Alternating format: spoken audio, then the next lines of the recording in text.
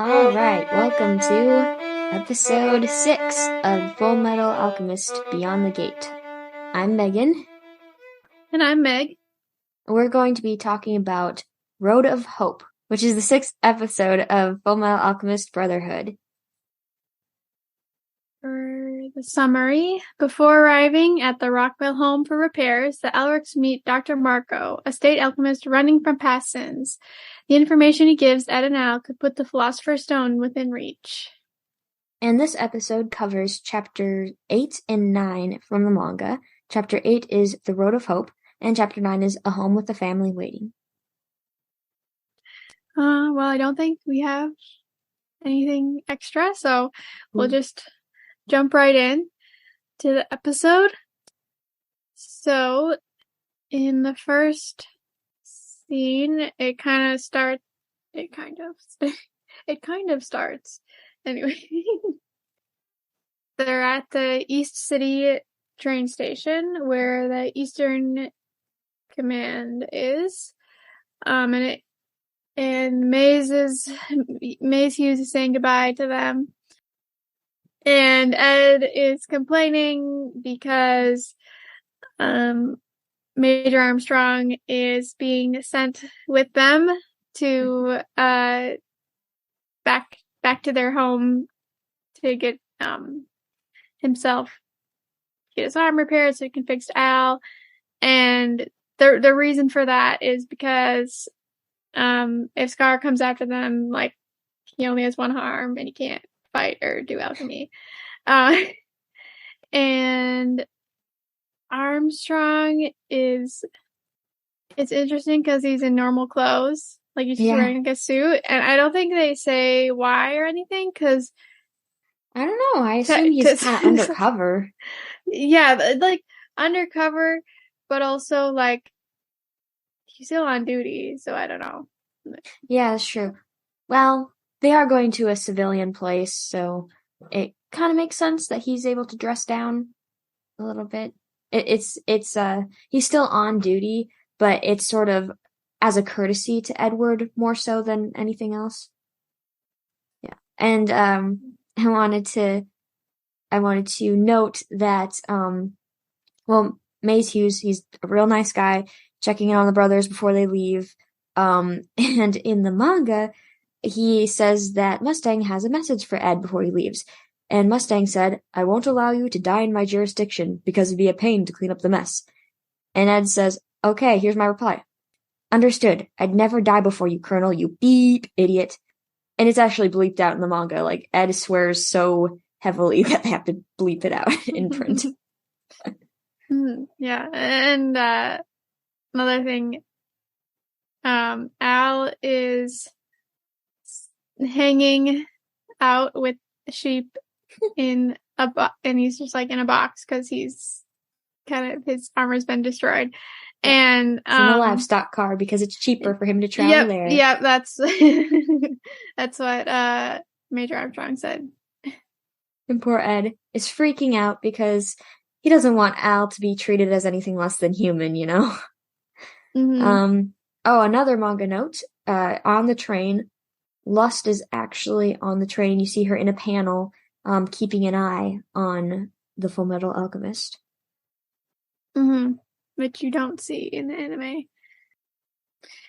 And so they're on their way, and Ed is sleeping, looks very peaceful. Yeah.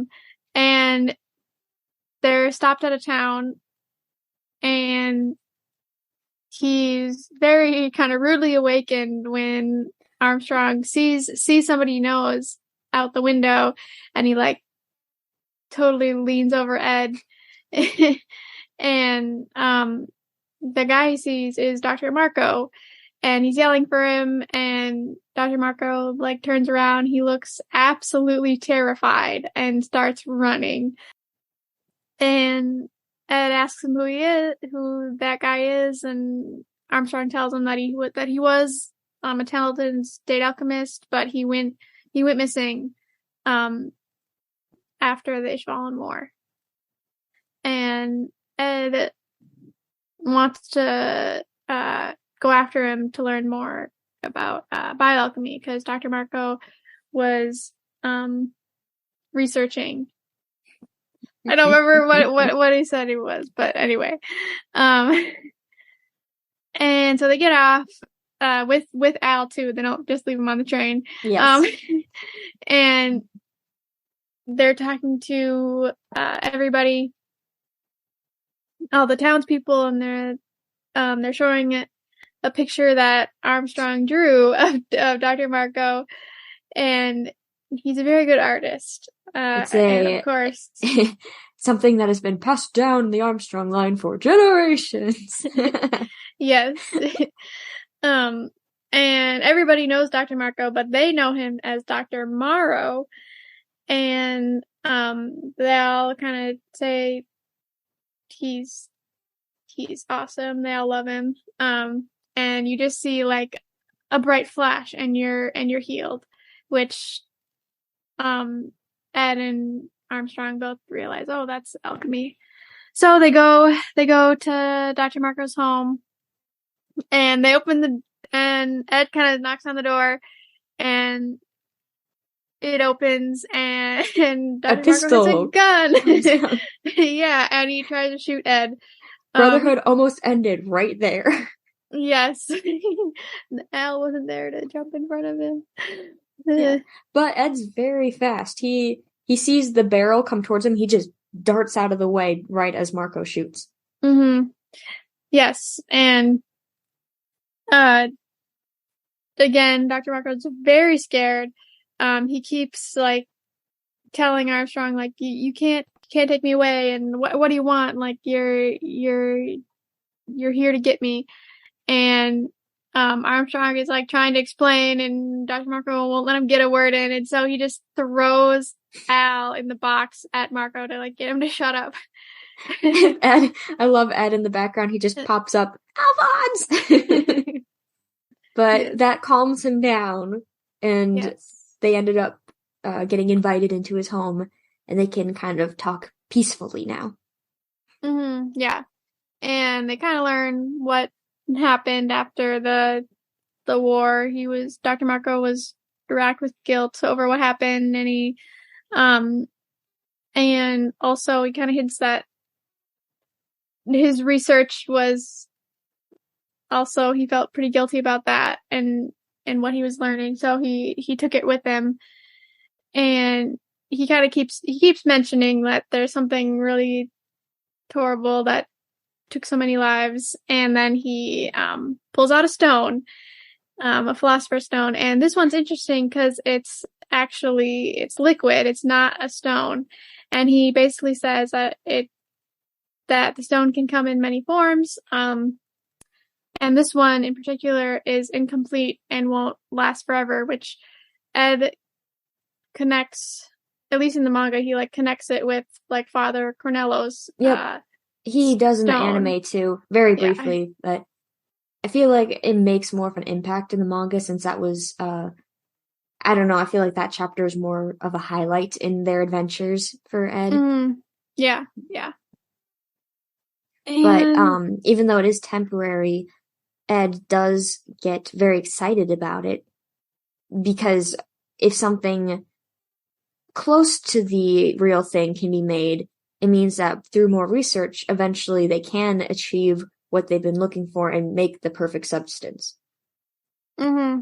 Yeah. And then Ed, like, he wants Dr. Marco's research and the stone, and Dr. Marco like won't give it to him, and he tells him if it's a mistake to be pursuing this, and Ed kind of hits him with, if it's a mistake I have to make. So you can tell he's like he's desperate for anything at this point. Yeah, and Marco, seeing that Ed is just a kid, he's very, he's strongly advising them not to pursue this path and to just leave it be. If you pursue this, you will go through hell. And Ed screams, I've already been through hell. And in the manga, he says, I've already seen hell. And there's a really brief flashback to when he tried to transmute his mom with Al. So it's not like a big difference with the wording, but I do think it is important. Just with he's been through hell can apply to what he and Al experienced with the pain they physically went through. And I've already seen hell can be equated with the emotional pain they've gone through. Well, in the end, Dr. Marco, I don't have anything to say. I don't have anything else to add.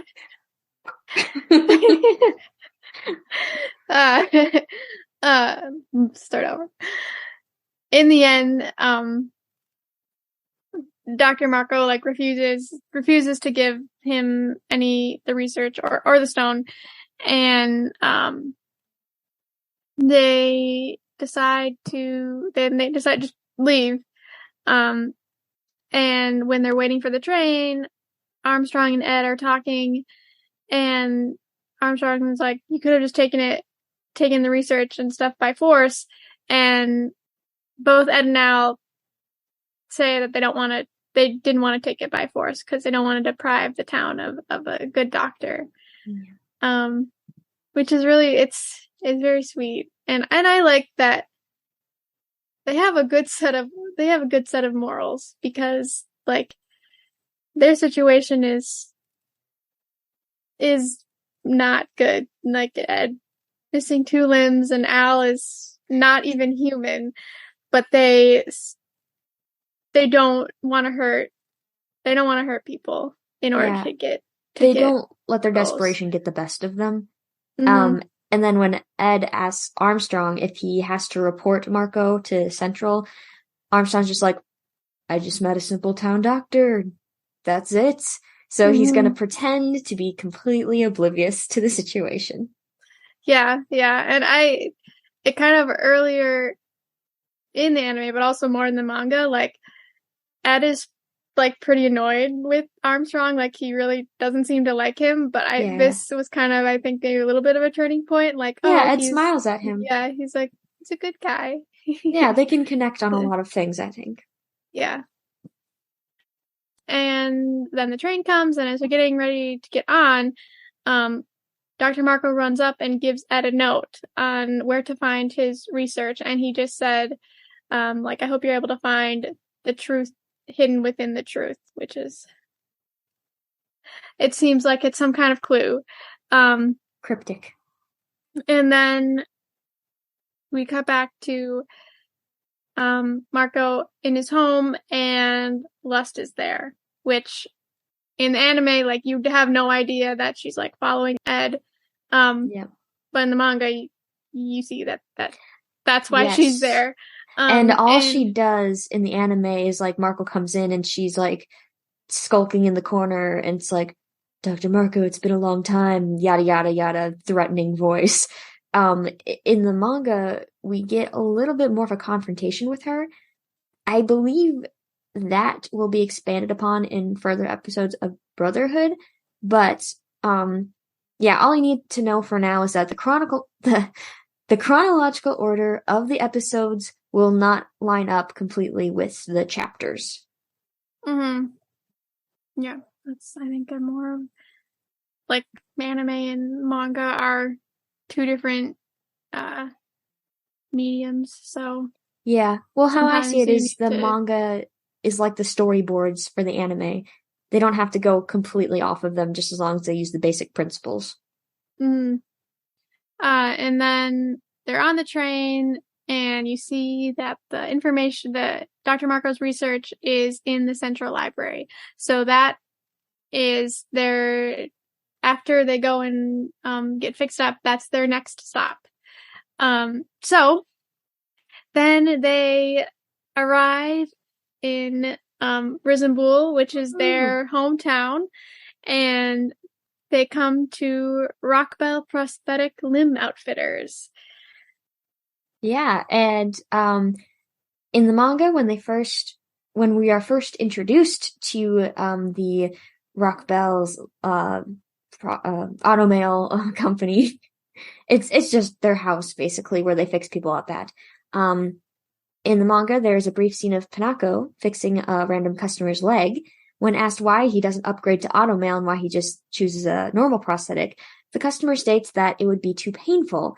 Um, Automail is a process you have to go through a surgery to get it attached, and rehabilitation takes a long time. So there's the implication there that Ed is very brave to have gone through the surgery on two limbs when he was very young. Mm-hmm. Yeah. And I find it interesting in the manga too that the customer calls her Dr. Pinako, which Yeah, I guess she think, would have a doctorate. I don't think we ever hear that in the Yes, anime. Not because that I remember. they're not only mechanics, but they're surgeons as well. Mm-hmm. Yeah, so you would have to have some kind of medical license. Oh, I hope so. Although I guess I don't know how it works in Amestris, like how Ooh. anyway. So Pinako comes out to meet them. And she's like, "Good to see you boys." And then she's like, "Ed, looks like you've grown smaller." And, and Ed immediately shoots back with, "I'm taller than you, you mini hag," which is just makes me laugh. And it's great. Yep. And the moment is ruined because Winry throws a wrench out of her, what is it, second story room? And it flies and conks Ed in the head, which honestly, in real life, that could kill somebody. But it's kind of her welcome. She acts mad at them at first, and Ed is really ticked because he's like, "Winry, what are you doing? You could have killed me." But then Winry laughs and says, "Welcome back." And the boys go inside to get fixed up. Yes, and Ed shows Winry his arm, which is completely destroyed. And she is very upset. And she again throws a wrench at Ed and Al too. Yep. And I think, although I don't approve of this violence, I think it's part of it is her way of showing that she cares about them. Yeah, it's kind of like a sibling, like giving you a playful punch, not so playful punch on the shoulder. Yeah. I've gotten quite a few of those. Yes. And now our Ed says that they're kind of in a hurry because they want to get to Central to like look through to, find the research in the library. And they want it done in a week, but Pinako's like, "You underestimate us. We can do it in 3 days." And I think Winry is talking about how she's gonna have to pull some all-nighters, and Ed's just like, "Sorry about that." And she just smiles at him, and she's like, like she enjoys a challenge. She's smiling at him, and she's just ready to go. This is her passion, and Ed is kind of blushing. But yeah, getting on to like the automail, Ed actually must have gotten taller because not only do they have to fix his arm, but they have to replace his leg too. It has to match his height, his new height. Winry in the manga tries to say what Ed's height was, but Ed blocks the speech bubble. And Pinako gives Ed a low-tech spare foot or leg to use while he's waiting for his automail to get fixed. And it's very hard for him to walk on a leg he's not used to. Also in the manga, Winry like slaps him on the back, in a friendly way, and he just topples right over. Okay. So now the next like couple of scenes are just kind of everybody like doing their thing. Armstrong, he is being a gentleman and he's helping out around the house. He's cutting wood with his fists, and he of course is shirtless. And it Pinako is unimpressed. Like he comes She's in like, and brings thanks in for the the wood. blood. Yeah, and she doesn't even turn around.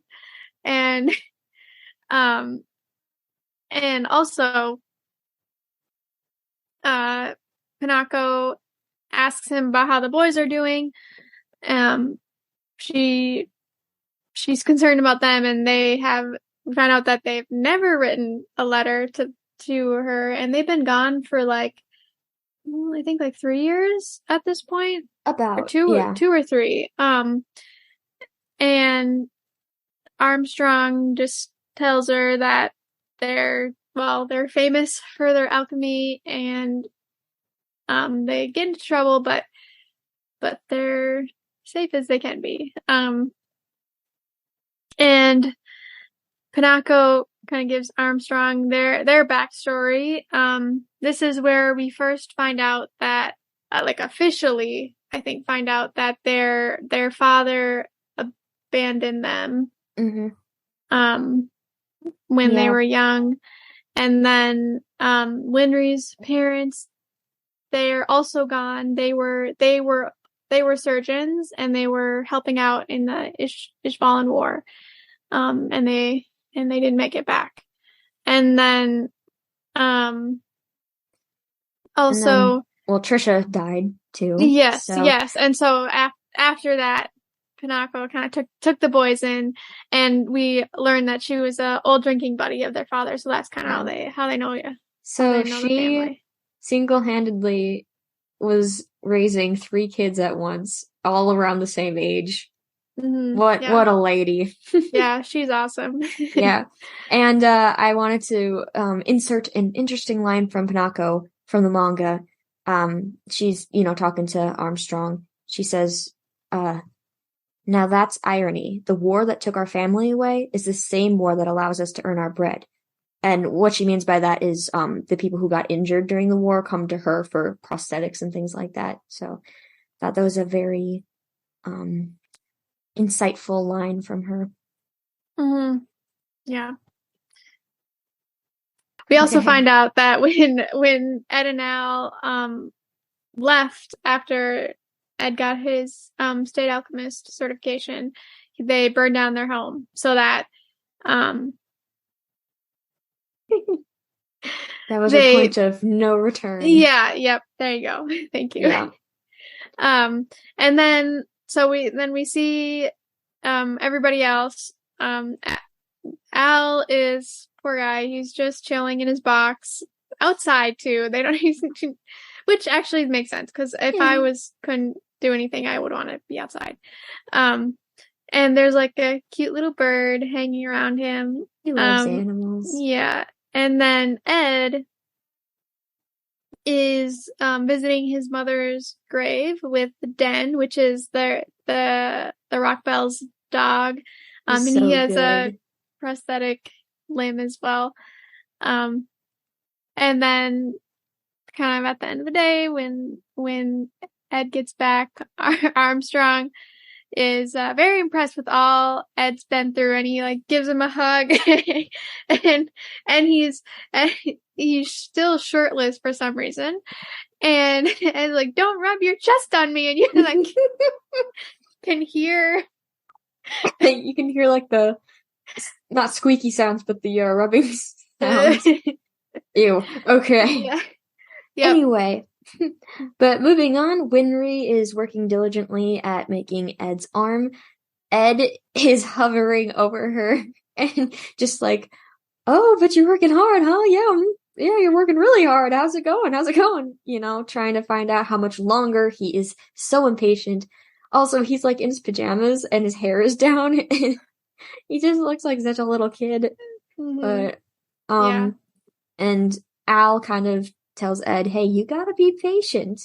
And Ed just has a hard time sitting still. But finally, the automail is ready to go back on. Yes, and we find out this process is very uncomfortable for Ed, because it's the nerves have to like connect to the automail, which that's just gotta be uncomfortable. they put it back on, and he's like just he's like kind of it's not like he's getting shocked, but he's kind of like almost convulsing like he is kind of. He just kind of like sits bolt upright.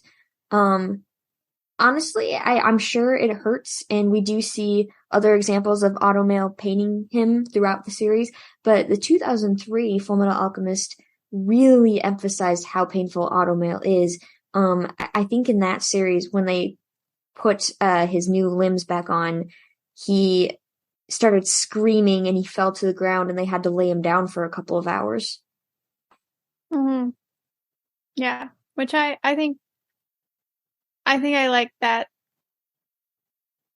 more, even though that's actually not what happens in the manga. No. But yeah, that was a really good depiction, because Al is always talking about how hard it is on his brother to have automail, and that's why he wants to get Ed his body back just as much as Ed wants to get Al his body back. Yeah. But yeah, moving on, Winry starts gushing about automail, and she's just so proud of her work.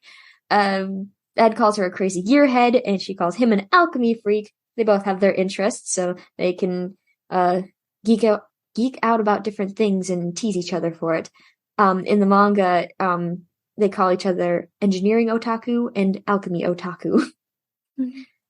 And Winry says that the automail is made out of more chrome, so it is lightweight, but it's also less durable.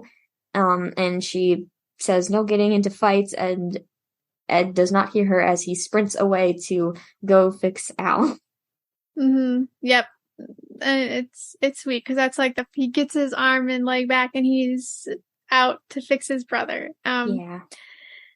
And they immediately, after he fixes him, they start fighting.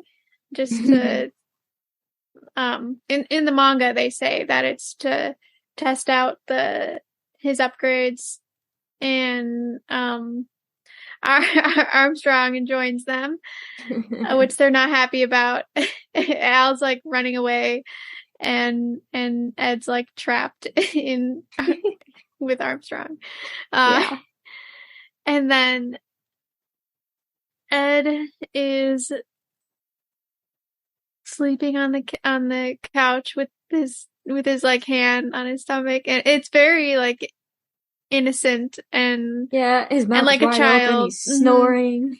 Mm-hmm. And Al's like the older brother, and he's like, look at him, he shouldn't do that, he's gonna, he's just like a kid. And Winry and Pinako are there too, and we finally like officially learn the boys' ages. Al is 14 and Ed is 15. And in the manga, they also mentioned that Winry is the same age as Ed, so she's also 15. And Al's thanking Winry and Pinako for all that they do for him and Ed, and letting them into their family. And he's very sweet, and he says, like, even though Ed doesn't say it, he also really appreciates it. Mm-hmm. Yeah, and also in the manga, as they're talking, they do talk about their hardships, and another thing is that Ed and Al are really sad they don't have a home to come back to. And Al says maybe they could get over some of that sadness if they just had a good cry. But Al can't cry because of his armor body. And Winry states Ed is an idiot because he has the ability to cry, but refuses to. Mm-hmm. And then we cut to Armstrong listening in, and he's crying. Yep. All right. And then we come to the final scene. They're leaving to go to Central, and they're like, where's Winry? And Pinako's like, well, she stayed up 3 nights in a row, and so she's sleeping, and don't wake her up.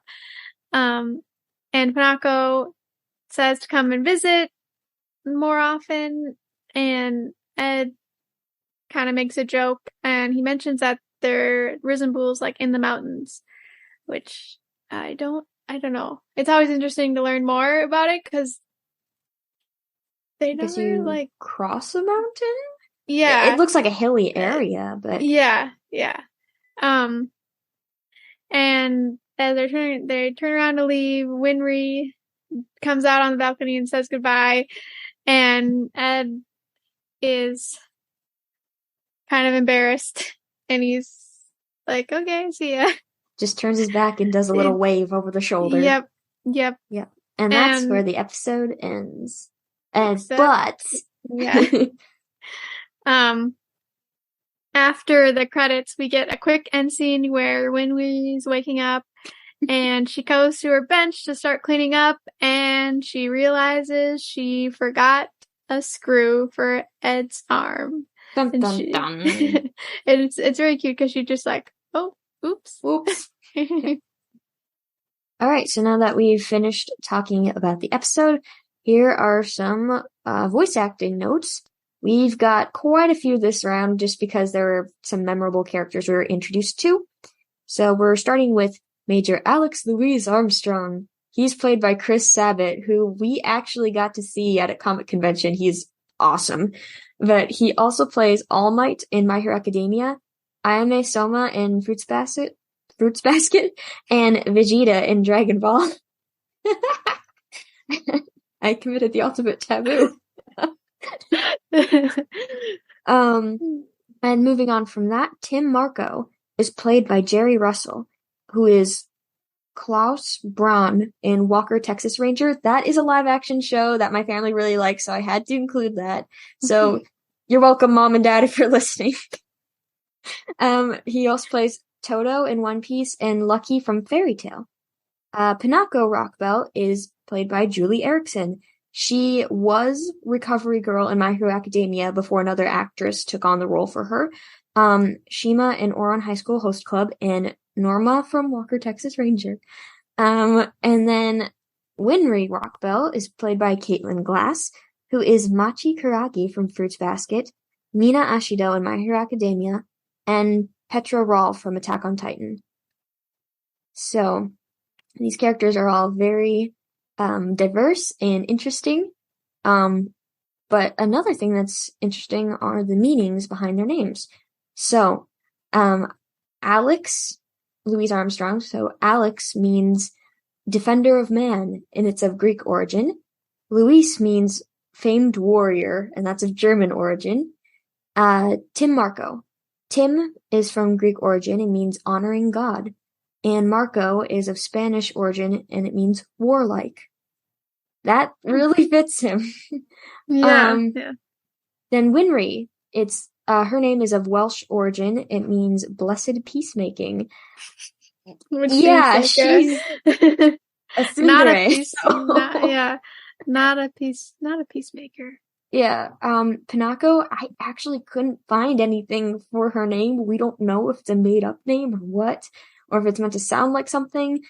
So if anyone listening to the podcast can clue us in, please do. We're very curious.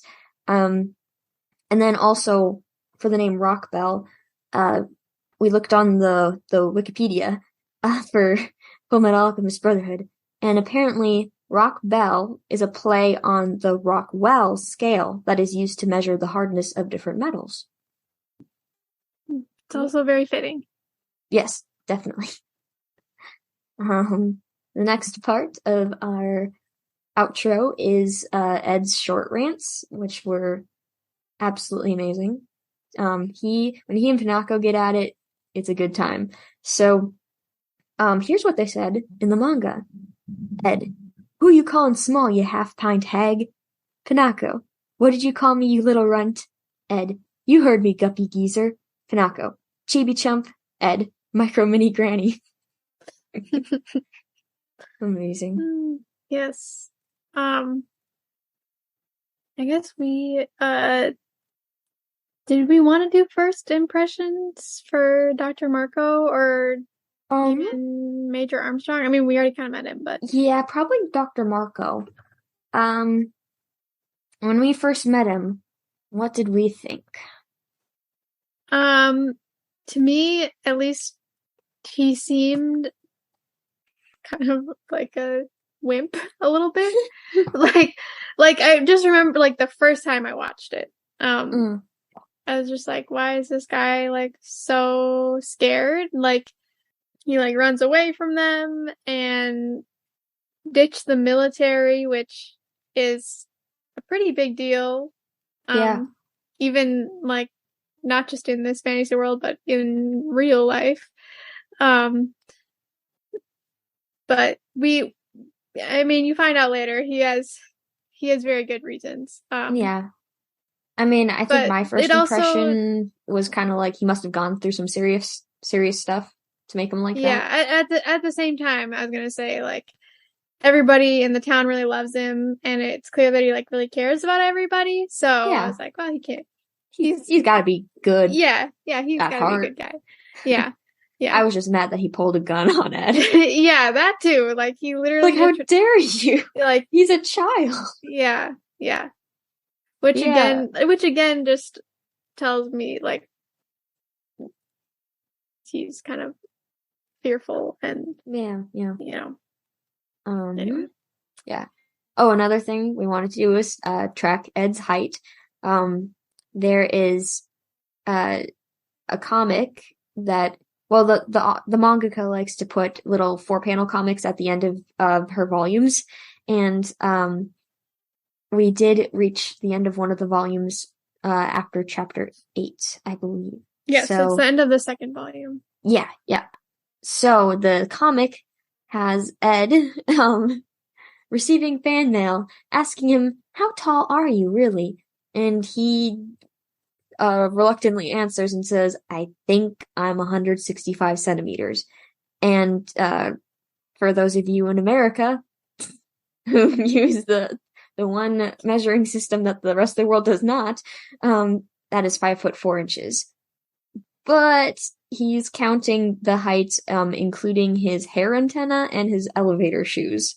So if you take that away, I believe when I looked it up, he's like closer to 4'11", maybe. That would sound about right. Yeah. Yep. Oh yes, it's my turn for animation expertise. Woohoo! Yes. So, the thing I noticed that stood out in this episode was the hair, the animation on the hair, especially since Ed has his hair down a lot for this episode. I think there's a time where he's sleeping and he wakes up to go check on Winry's progress, but while he's sleeping, his bangs are like falling over his face and they're slightly curled and his hair just looks textured almost, it's 2D animation, but you feel like you can reach out and touch it almost like it's real hair. And the movement on it is awesome too. Also, what is Ed's hair care routine? I mean, he's on the road a lot. How does his hair look that good? Well, knowing him, I'm guessing it's pretty involved. Like just looking at how he like takes care with how he looks. Like yeah, that's true.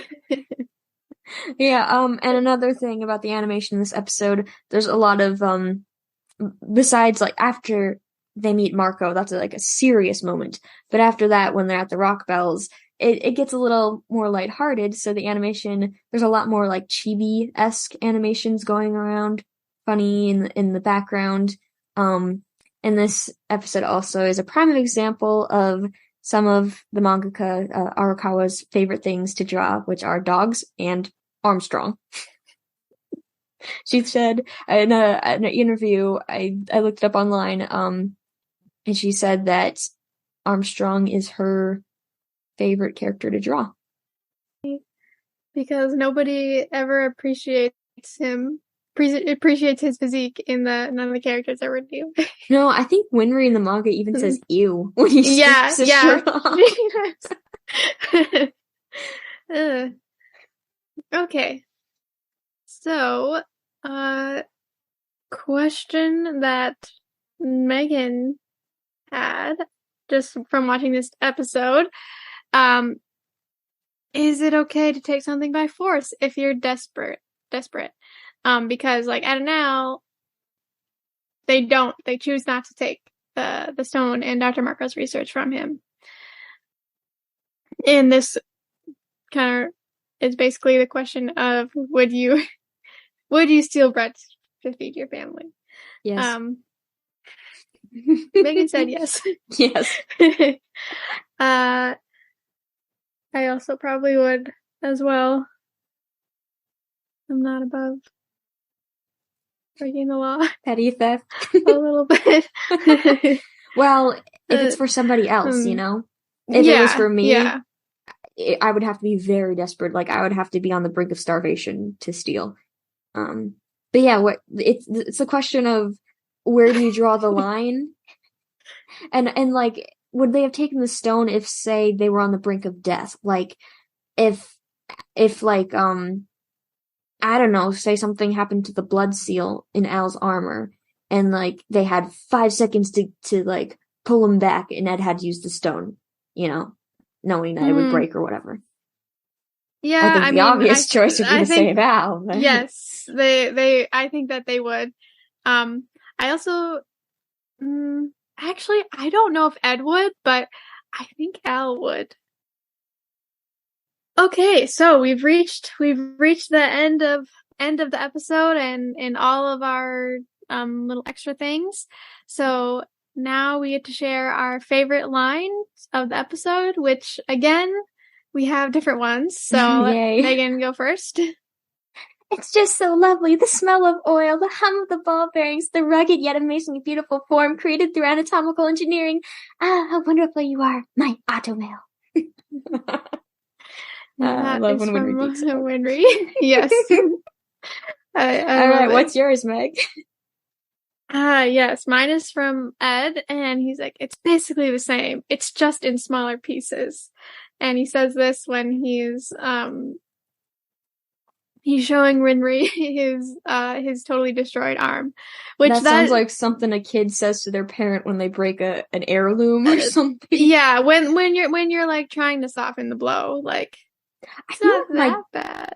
I feel like my dad might have used that line, or my mom, because they had like their wedding cake topper in the basement, and when we were cleaning out one summer, I think Dad might have knocked it over accidentally, and it broke. And he was very, upset about it, and he was apologizing to Mom. And maybe I think Mom might have said it, but she looked at it and went, well, we still got it. Yep. It was smashed, but still got it. Yeah, the glass half full. Which actually, the shattered glass half full. I just saw something, I think it was on Pinterest, interesting.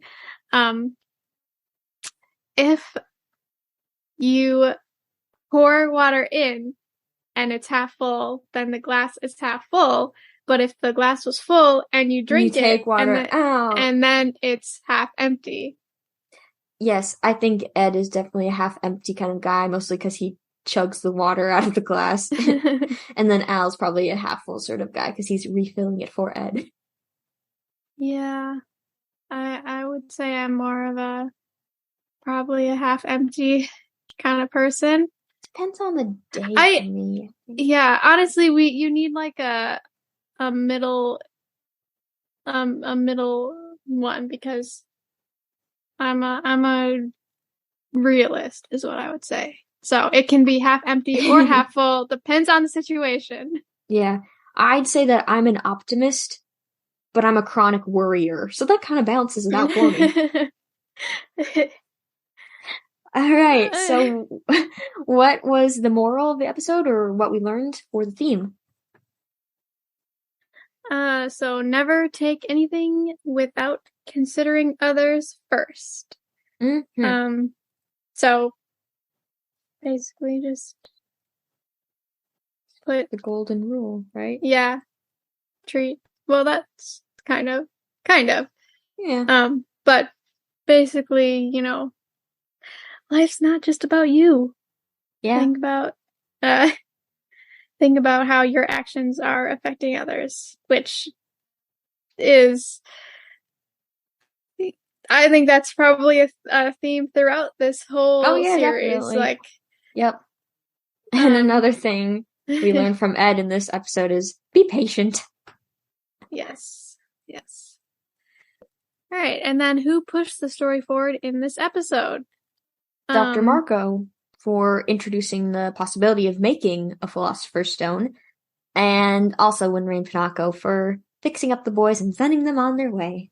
Yes. And I think this episode is what they needed. Like going back home and seeing Pinako and Winry, people, familiar faces after they've, after Nina and then almost getting killed by Scar.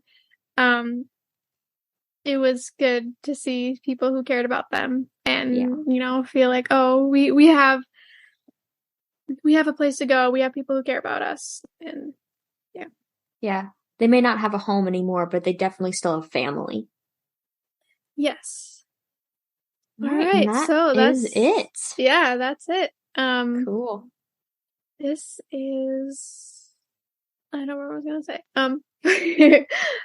If you have any questions or comments, or you want to send us, art or memes or anything, you can email us at fullmetalbeyondthegate@gmail.com or follow us on Instagram at the same name. Yeah. And check out our YouTube channel.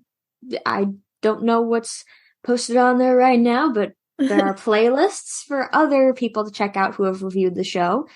Keep watching the show with us, and we look forward to, I was going to say seeing you.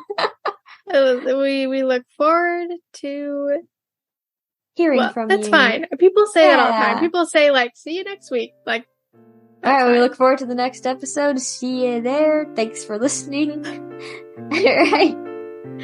Goodbye. Goodbye.